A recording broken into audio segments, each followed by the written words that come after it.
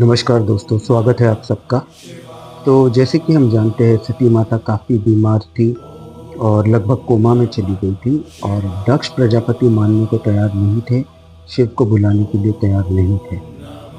हुआ ये कि उस वक़्त सती माता का जो शयन कक्ष था, जो बेडरूम हम कहते हैं जिसको, वहाँ से सीधा देखने पर उनको कैलाश पर्वत दिखाई देता था। अब आप इमेजिन कीजिए सती माता का जन्म या जहाँ वो रहती थी वो क्षेत्र था कनखल, जो कि हरिद्वार के पास है और वहाँ से इतनी दूर कैलाश पर्वत का दिखना उनके शयन कक्ष से अपने आप में ही एक बहुत अजीब-सी बात थी, बहुत बड़ा अजूबा था, तो उनको दिखाई देता था। लेकिन उनको पता नहीं था क्योंकि उन्होंने कभी शिव के बारे में सुना ही नहीं था, तो इसलिए वो जानती नहीं थी क्या एक आम पर्वत की तरह उसको देखा करती थी। तो जब वो बीमार थी तब भी हुआ ये कि वो अपने बिस्तर पर लेटी थी और उनकी आँख खुली और उन्होंने सामने उस पर्वत की तरफ देखा।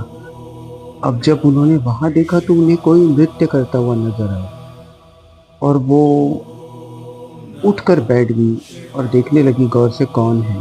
एक पल को डर भी गई कि ये क्या है, ये क्या दिखाई दे रहा है। लेकिन होता ये था कि हमेशा सती माता के साथ पहले से ये होता आ रहा था कि उनको सपने में कोई मनमोहक नृत्य करता हुआ एक आदमी और एक स्त्री दिखाई देती थी। अब उन्हें पता नहीं था ये कौन थे, ये क्या था?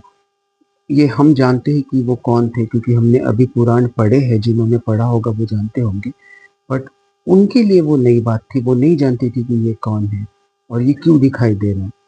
तो शिव जी खुद तो नहीं आए बट उन्होंने उन्हें दृष्टांत दिया, उसके बाद सती माता की तबीयत धीरे-धीरे ठीक होने लगी और अच्छी बात ये भी हुई कि प्रजापति दक्ष भी उनको ठीक देखकर खुश हुए और फिर सती माता ने कहा कि मैं अपनी सज़ा फिर पूरी करूँगी, मैं फिर 1 लाख कमल पुष्प लाऊँगी और उन पे नारायण का नाम लिखूँगी और दक्ष ये सुनकर खुश हुए। उन्होंने कहा कि नहीं सती, तुमने जो किया काफ़ी है, मैंने तुम्हें माफ़ कर दिया। अब भूल जाओ इन सब बातों को और अपनी ज़िंदगी फिर जीना शुरू करो।